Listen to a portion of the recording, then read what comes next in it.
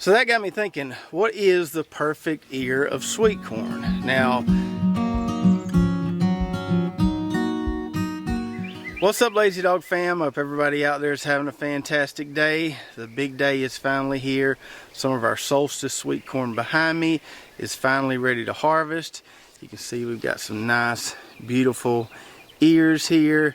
And so today we're going to be talking about how we got to this point. We're going to be harvesting the corn, processing some of the corn, all about corn on today's video, and we hope you enjoy it. So we've got 6 rows of sweet corn in this plot here. These rows are about 60 foot long or so.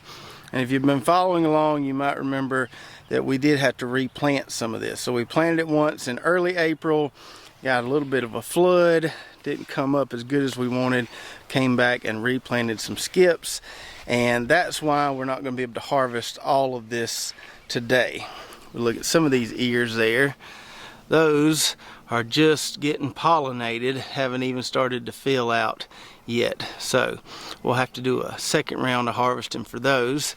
But then we've got quite a few that look like this one right here. Nice brown and crispy silks, and those are ready to be pulled. So several videos ago when we were doing a garden tour, we pulled an ear of this corn.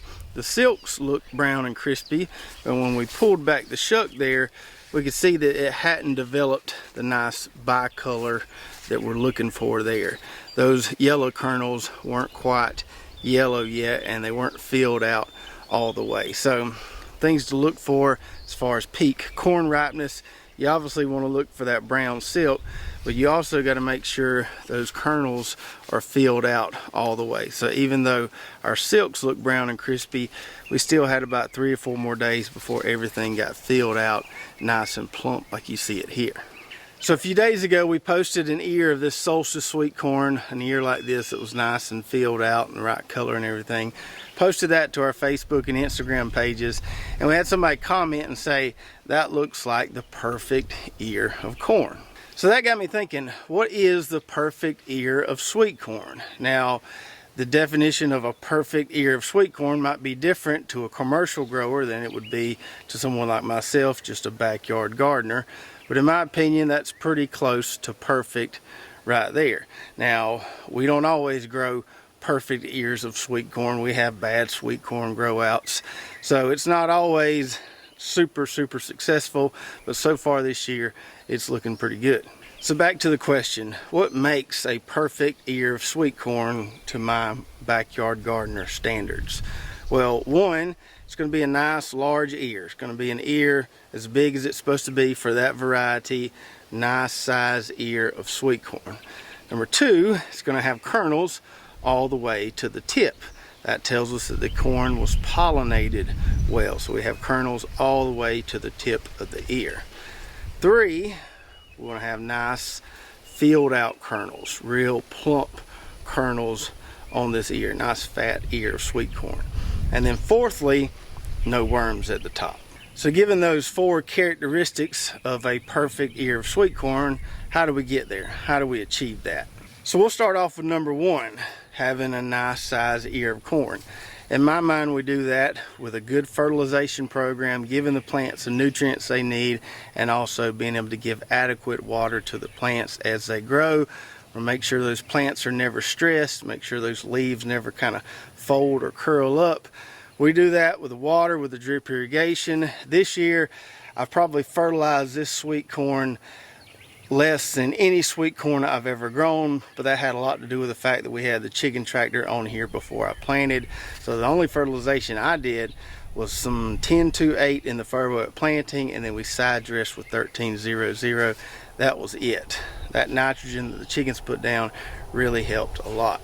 And to get that second characteristic of having kernels all the way to the tip, which means we got good pollination, we need to make sure we plant a decent sized block of corn if we're just going to count on the wind to pollinate it, which we did here. If we're growing a real small patch of corn, we probably need to go through there and hand pollinate it.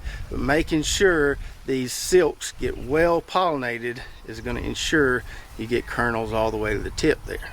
Thirdly, how do we get nice plump kernels? I think we do that by giving them plenty of water at the kind of final stages of their grow out as these ears are maturing. Now, I've been running this drip because we haven't had any rain. I've been running it all night, overnight, every other day. So I've been giving these plenty of water, soaking them in good. They're drinking up the water like crazy, and that's how we got these nice plump kernels. And then fourth, not having any worms at the top. That's a result of our spray program with the spinosad here. We've been applying that once every couple weeks. We started applying before silk started appearing because we started seeing some damage on the leaves.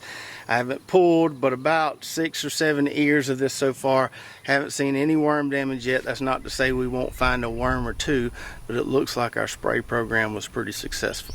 Now that we've covered how we got here, it's time to pull some corn.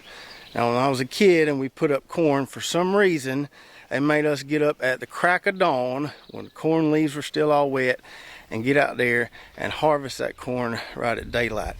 I didn't understand as a kid why we had to get up first thing and do it. I'm 37 years old and I still don't understand why we had to do it at the crack of dawn. I like to wait till a little later in the day when the dew dries. It's about lunchtime right now, so we're going to get started now. Everything is dry in there. We can go through there and get that corn out without being soaking wet afterwards.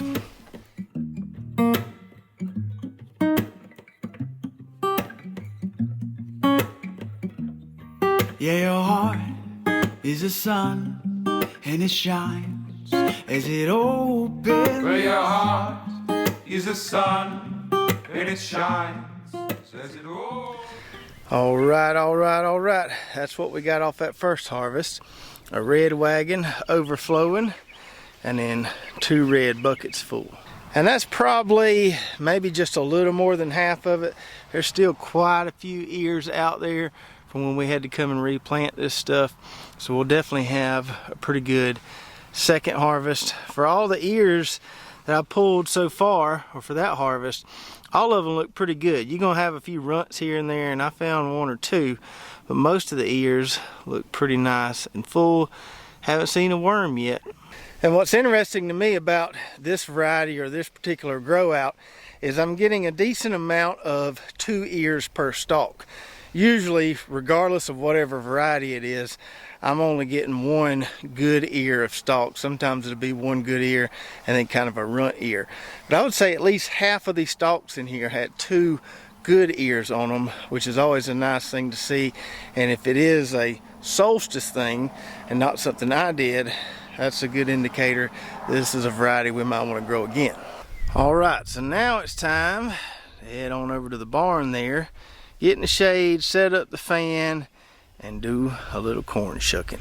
All right, so we got us a little setup here in the shade. Got all our corn over there. Got us a wheelbarrow to put them husks in. We'll put those in the compost pile later. Got us a basket to put all our shuck cobs in. Got a fan right there to blow on that so the flies don't get on it. And we got a nice little kind of overcast day outside. Feels good underneath here. Gonna be a good day for processing corn. Now, some of y'all might be wondering or thinking, well, that corn looks good, but is it fitting to eat? It is mighty fitting to eat. I done had 2 or 3 ears during this whole picking process and getting my shed set up ready here. The best way to describe this stuff would be candy. It is so sweet, but crunchy as well. That's why I like these augmented super sweet varieties. You really ain't even got to cook it. I could sit there and eat about 12 ears raw if I wanted to till I got a bellyache. But we are gonna cook it a little bit before we put it in the freezer, but really no need to. Now, one thing I determined about several years ago as far as shucking and silking corn goes is that silking corn is overrated and not really necessary. Now, some folks, my grandma would be one of those, would go absolutely crazy if there was any little silk left in that ear of corn, but it really doesn't bother me a whole lot. So I just kind of pull most of the silks out with my hand. This Solstice corn here, the silks don't really stick to it. They come right off of there when you shuck it. So I'm not going to use a brush or anything. That right there is fine enough for me. Why would you look outside yourself when you have all of the world Why inside. would you look outside yourself when you have all of the world Say, why inside? would you look outside yourself when you have all of the world inside? All right, so there it is. We got it all shucked and the silk's cleaned off. Well, not quite all of it. I saved a few ears over there to give away, but this is all that we're gonna cut off the cob here in a little bit. Really liking the consistency I'm seeing on this variety. Get off there, fly. One of these, a few of these ears, like this one here, could have stood to sit out there and mature a little longer, but this is kind of the day I picked to do this, so it is what it is. We got some really good consistency on those ears. Had a few that didn't get pollinated well, but most of them are pretty full. So as far as this Solstice sweet corn goes, I really don't have any complaints about it thus far. Tastes good, it's got good texture, grew well for us, we got really good production, and it is the earliest maturing variety of corn I have ever grown. Now Johnny's website says 70 days to maturity. We're at June 8th now. We planted this in early April, early April. So we're at about 65 days to maturity on ours. So not too far off from what's listed on the seed packet, but nonetheless ridiculously fast maturity at 65 days. Now if you made me pick one minor thing to fuss about, I would say it is this. These husks are really tightly wrapped around these cobs, and that's probably a good thing. If you're growing these to sell, you're going to box them up, or maybe you're just going to put them in the fridge for a few days before you sold them or processed them, you'd want that protection there. But what I found when I was shucking them, they're not hard to shuck, but that tusk or that husk is tightly wrapped there. And so when I'm pulling that off, if I'm not careful and I squeeze this cob too hard, I'll crush some of those kernels there. So I had to kind of be a little more gentle than I normally am, so I didn't crush all those delicious corn kernels. That would be my only complaint is, you know, you got to be careful when you're shucking these things, because those shucks or husks are really, really tightly wrapped. So now we need to take our scraps here, put those in one of our GeoBin composters, take those few ears I got left over there, bag those up, put those in the fridge, and then I'm going to go get set up in my office so I can cut all this corn off these cobs. Alright, so I got me a little corn cutting station set up in my office here where it's nice and cool and don't have to worry about the flies. Now, last year I tried several different things as far as cutting it off the kernel and creaming it.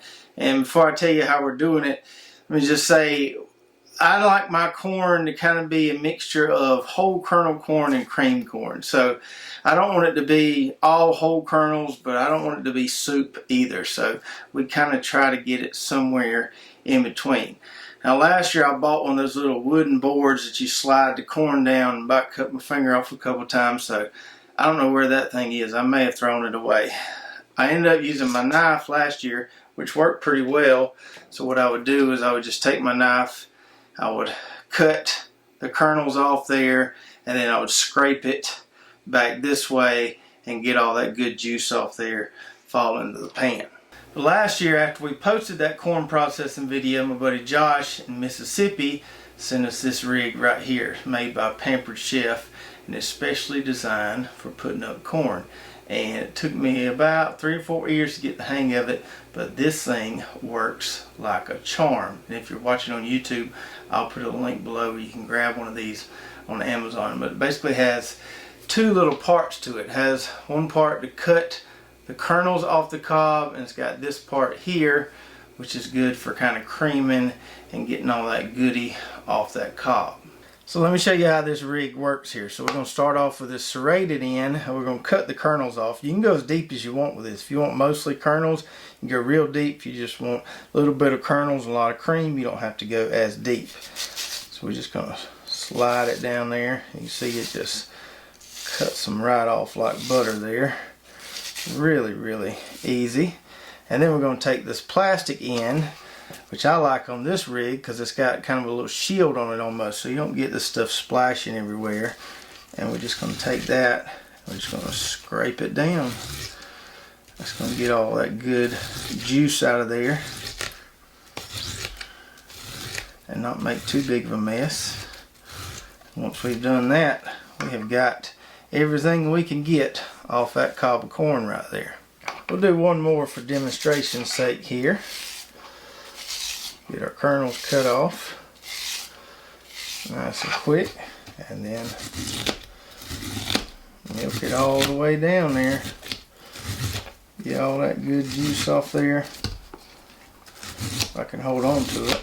Some people have mentioned using a cake pan. If I had one, that would probably work pretty well. One of those with the hole in the middle and everything kind of falls down the hole, but I don't have one of those, so we're just going to do without now. As you can see in here, we're getting some juice right down there, but we also got our kernels up here, and when we mix it all together, it's not like soup, but it does have a little bit of liquid to it. Just a nice consistency, in my opinion.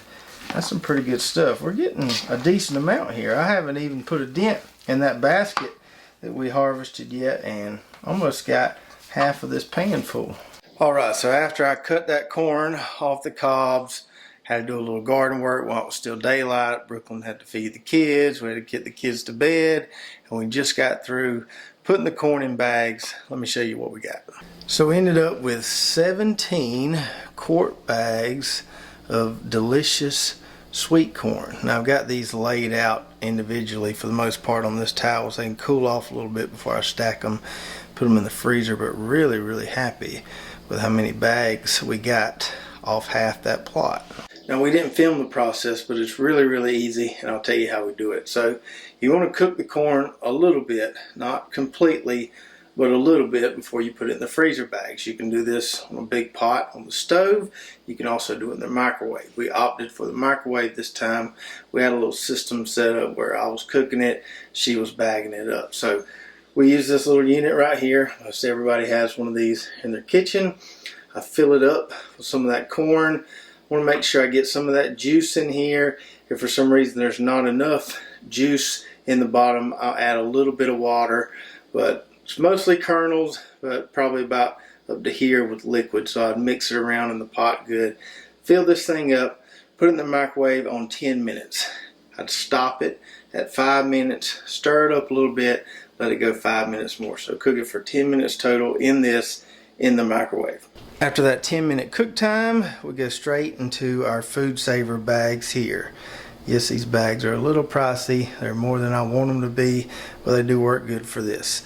So in each of these quart bags, I don't know how big that scoop is there, that old wooden scoop I have, but in each of these quart bags, we put about 2.5 to 3 of those scoops. And then on our food saver here, you can see we have several settings as far as speed, moist and dry. So we go with moist and gentle, then hit vacuum and seal, and that's how we get this right here. So that's enough corn in that bag there for me and Brooklyn and the boys to eat as a side dish for any meal. Depending on the size of your family, you may want to put less corn in a bag or more corn in a bag, but that's just the right amount for us. And having 17 bags of it makes me really happy. So last year when we grew that Yellowstone corn, we had 20 bags, just like I showed you there, and that lasted us almost a whole year. I think we ran out about a month and a half or 2 months ago. So 17 bags there, and we still got a good amount of corn left out in that plot from that replanting we had to do. So when you consider that, we should at least get 25 bags in the freezer from that plot, if not more. I'll probably give away a decent amount, you know, on the cob or in the shuck there to some friends and stuff, but I'm going to save enough to try to get us at least 25 bags, and that way it'll last us the entire year. And I don't know, maybe I get froggy and grow some fall corn if I just want to really stock the freezer with it and eat corn once a week. And yes, this whole corn preservation process does take some time. I was in and out doing it today. It wasn't like I just started and didn't stop. I had other things come up. If I would have did it non-stop, I probably could have got it done in about 3.5 to 4 hours. But like I said, I had other stuff to do in between the different stages of the process. But it takes a little time. You just kind of mark out some space in your calendar a day to do it. But it's so worth it. You can't put a price tag on that right there. You can't go to the store and buy that right there. And have it in your freezer, especially throughout the winter months, there's nothing else like it. So I hope you enjoyed the video today, and if you've never tried growing one of these augmented super sweet corn varieties like this Solstice here, there's several others. There's a white one. I think there's another bicolor one called Nirvana. I think they're all good. Not really sure what the differences are between them. Maybe maturity date difference, something like that. But they're really sweet, and they've got a really nice texture to them, and I just can't recommend them enough. I'm probably going to grow another augmented super sweet next year. Maybe this Solstice. I may try the white one or the Nirvana, which is the other bicolor one. And if you want to do the quick math and try to figure out how much corn you need to grow to put X amount in the freezer, if we figure that we've got this much corn still left out there with that second planting, we would end up with about 34, 35 bags total. We had 6 60-foot rows. So, you know, that's what 360 row feet of corn would give us about 35 quart bags in the freezer. If you're watching on YouTube, make sure to check out our affiliate links below. I'll also put a link to this handy dandy unit right here, which saved us a lot of time cutting that corn off the cob. If you haven't already, go check out our website, lazydogfarm.com, where we've got hats, shirts, recipes, garden blog, recommended products, all kind of good stuff over there. If you did enjoy this corn video, make sure to subscribe, hit that notification button, like, and share, and we'll see you next time right here at Lazy Dog Farm.